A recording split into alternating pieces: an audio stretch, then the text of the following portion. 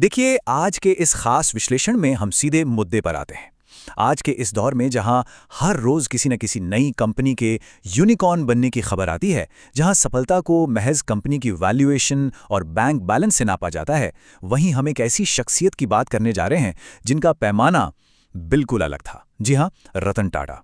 वो सिर्फ एक बिजनेसमैन नहीं थे। उनके जीवन में कोई दिखावा नहीं था, कोई पीआर स्टंट नहीं, कोई ड्रामा नहीं। असल में वो अपने आप में एक बेहद शक्तिशाली माइंडसेट थे। एक ऐसी सोच जिसने पूरी दुनिया को सिखाया कि व्यापार सिर्फ और सिर्फ मुनाफे के लिए नहीं, बल्कि समाज के उत्थान के लिए किया जाता है। तो आइए आज इसी महान विरासत और उनके सोचने के तरीके को गहराई से डिकोड करते हैं। ओके, तो चलिए इसमें गहराई से उतरते हैं। किसी भी नॉर्मल बिजनेस का अल्टीमेट गोल क्या होता है? पैसा कमाना, राइट? रेवेन्यू बढ़ाना और शेयर होल्डर्स को खुश रखना। लेकिन रतन टाटा जी ने अपना पूरा जीवन एक बिल्कुल अलग ही लक्ष्य के लिए समर्पित कर दिया, और वो था विश्वास कमाना। देखिए, पैसा तो कोई भी रातों रात कमा सकता है, लेकिन एक पूरे देश का करोड़ों लोगों का अटूट विश्वास जीतने में ना सदियां लग जाती हैं।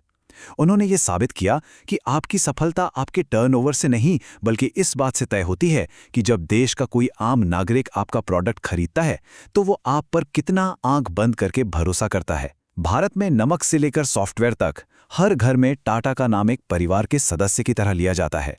तो चलिए अब आगे बढ़ते हैं और देखते हैं कि इस विश्वास की नींव, यानी ये जमीनी और लचीला माइंडसेट, आखिर शुरू कहां से हुआ। 1937 में जन्मे रतन टाटा जी की जिंदगी कोई एकदम परफेक्ट या आसान नहीं थी, जैसा कि हम अक्सर बड़े घरानों के बच्चों के बारे में सोच लेते हैं। जब वो बहुत छोटे थे तभी उनके माता पिता अलग हो गए थे। उनका पालन पोषण उनकी दादी ने किया, और बचपन के इन्हीं शुरुआती संघर्षों ने उनके अंदर एक गजब का लचीलापन, यानी स्ट्रांग और शांत रहने की भावना पैदा की। फिर वो अमेरिका गए, वहां की मशहूर कॉर्नेल यूनिवर्सिटी से आर्किटेक्चर की पढ़ाई की। अब आर्किटेक्चर आपको क्या सिखाता है? यही कि किसी भी बड़ी इमारत को खड़ा करने से पहले उसकी नींव मजबूत होनी चाहिए, हर छोटी डिटेल पर ध्यान देना चाहिए। यही सोच वो भारत वापस लाए। लेकिन दिलचस्प बात यह है कि भारत लौटने पर वो सीधे किसी आलीशान एसी केबिन में चेयरमैन की कुर्सी पर नहीं बैठे। उन्हें जमशेदपुर में टाटा स्टील की फैक्ट्री के फ्लोर पर काम करने भेजा गया।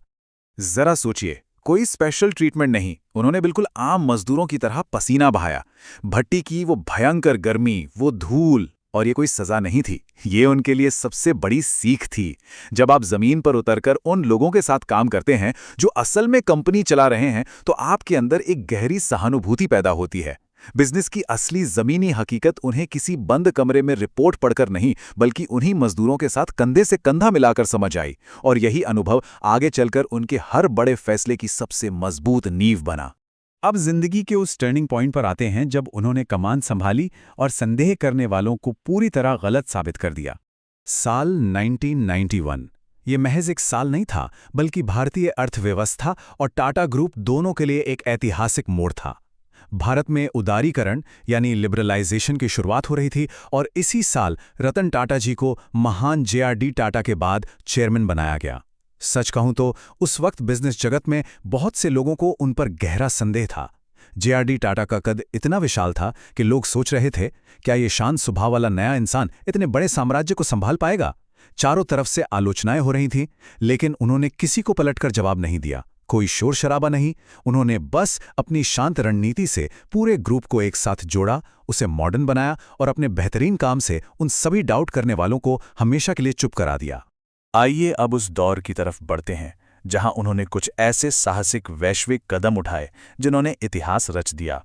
Action speaks louder than words.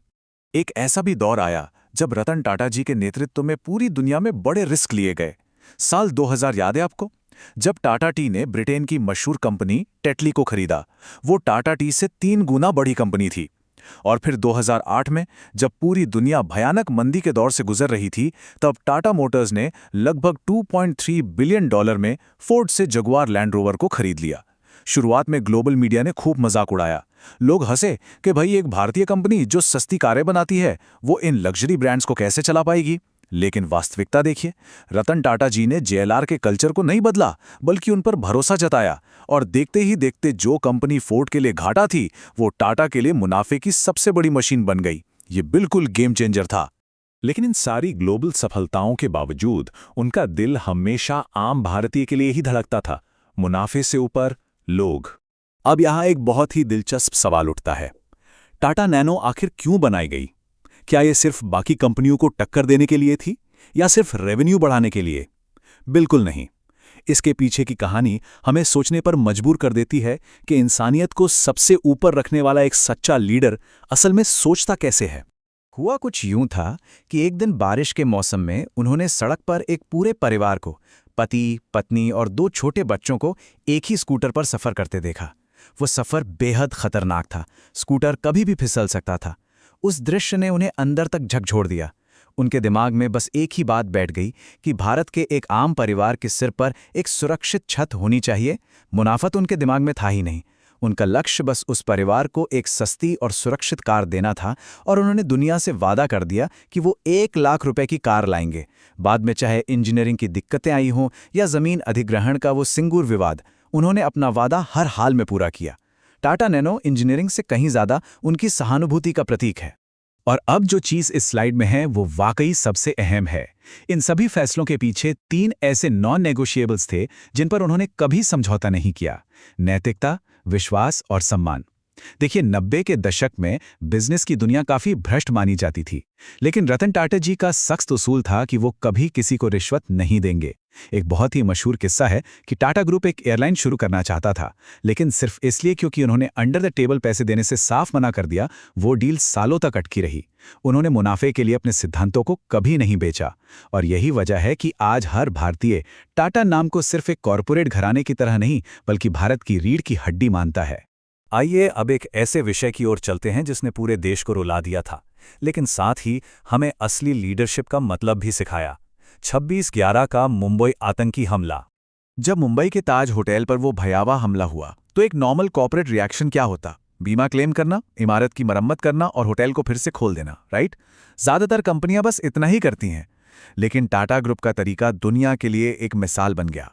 Ratan Tata जी ने सिर्फ इमारत नहीं बनाई, बल्कि वो खुद उन सभी 80 कर्मचारियों के घर गए जो इस हमले में प्रभावित हुए थे।